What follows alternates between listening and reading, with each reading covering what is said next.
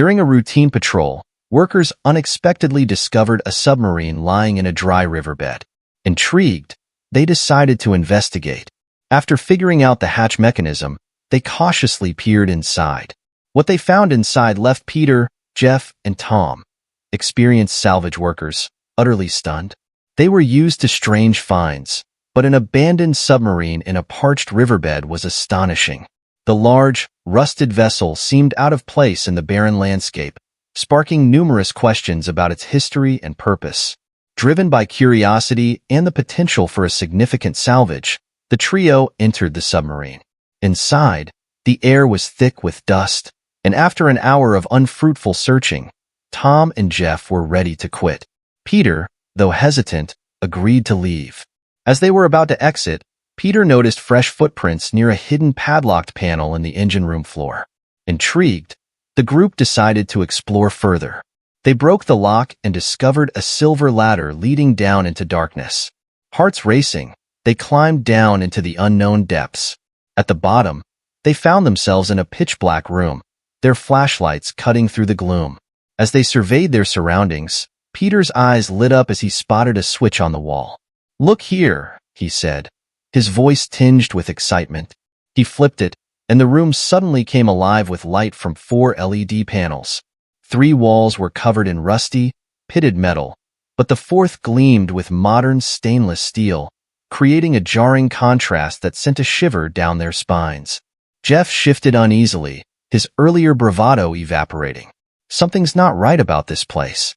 Maybe we should head back," he suggested, glancing nervously at his companions. But Peter's determination had only grown stronger. The promise of a valuable find outweighed any misgivings. "Come on, guys," he urged, his voice steady. "We didn't come all this way to turn back now. Let's see this through." With a deep breath, Peter pressed a button next to the steel door. It slid open with a soft hiss, revealing a brightly lit hallway that stretched before them. Overhead, a ventilation pipe ran the length of the ceiling, its soft hum breaking the eerie silence. The trio moved cautiously down the corridor, their footsteps echoing softly. Peter led the way, his confidence seemingly growing with each step. At the end of the corridor was another door, sleek and modern like the steel wall they'd encountered earlier. Peter opened it without hesitation, and they gasped in unison.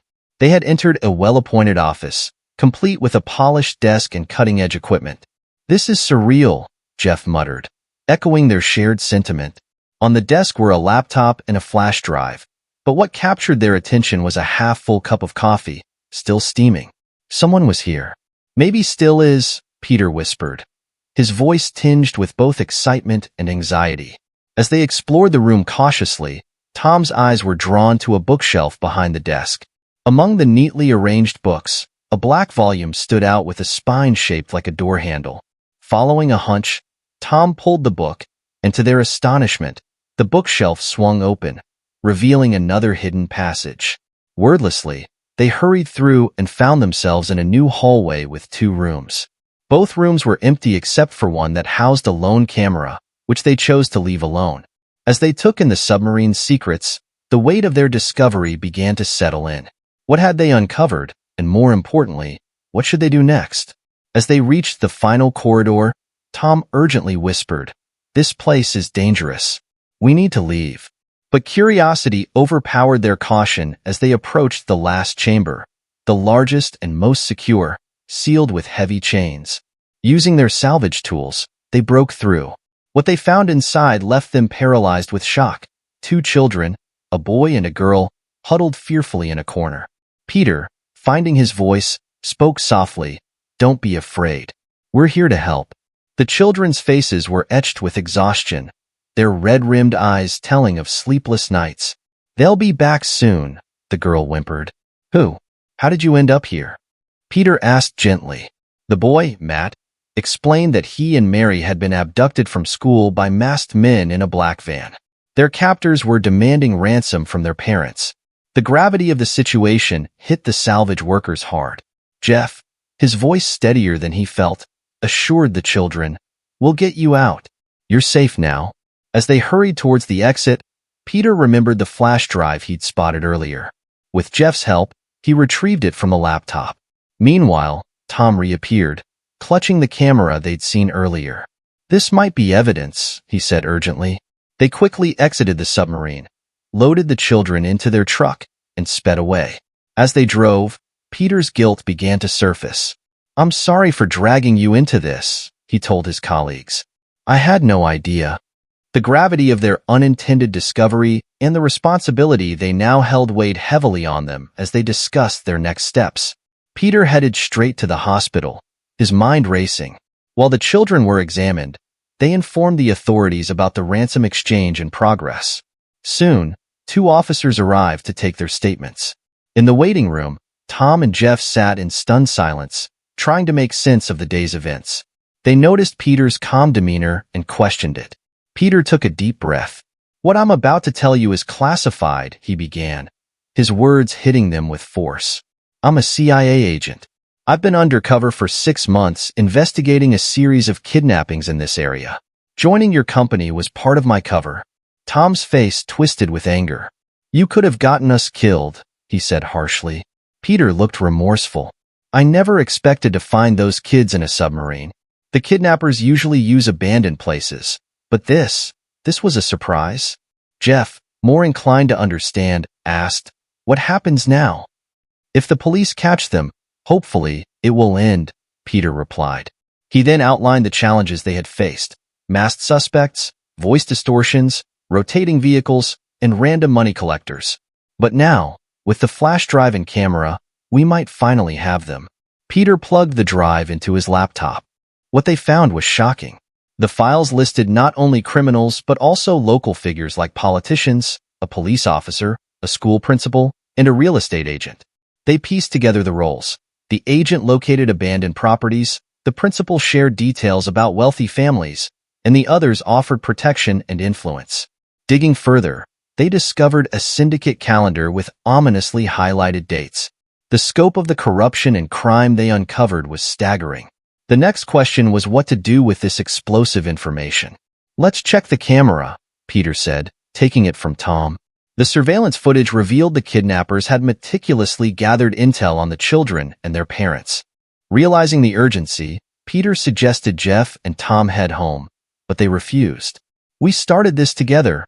We'll finish it together," Jeff said with resolve. As Peter prepared to update his police contacts, his phone rang. After a tense silence, he cursed and hung up. "What's wrong?" Tom asked anxiously. Peter's face was grim. "The kidnappers took the ransom and fled. The police are in pursuit, but..." He left the rest unsaid. "Not if we can help it," Jeff said, handing Peter the truck keys. "Let's go." They sped to the drop-off location, guided by Peter's contact to a residential area. Peter suspected a corrupt cop was tipping off the kidnappers to avoid police detection. Suddenly, he smiled. "We have an edge," he said. "My colleagues are easy to spot, but who'd suspect an old pickup truck?" His companions understood. Their ordinary appearance might surprise the criminals. As they entered the neighborhood, tension filled the truck. They were no longer just salvage workers. They were the last hope for stopping the criminals and reuniting families. Peter scanned the streets. "Remember, these people are dangerous. Follow my lead and stay alert." Jeff and Tom nodded, their fear replaced by determination.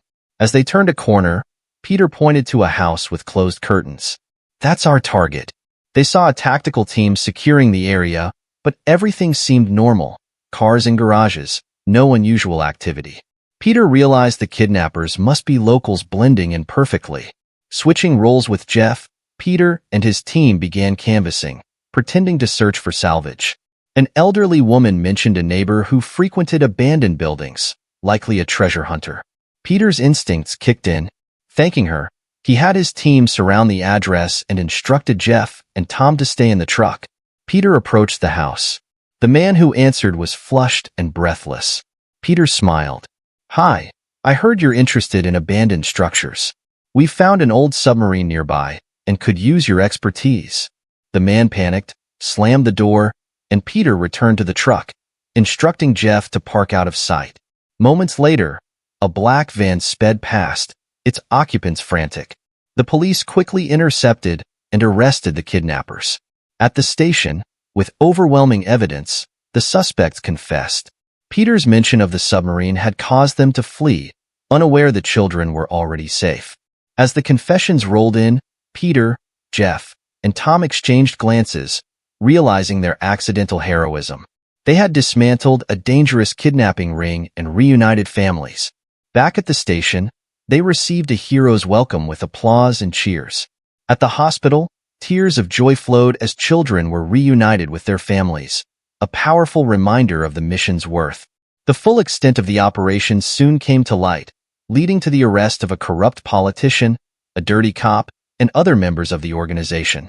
Tom and Jeff, once ordinary salvage workers, found themselves in the spotlight as heroes. For Peter, the successful operation was deeply fulfilling. The sight of reunited children and relieved parents would stay with him forever.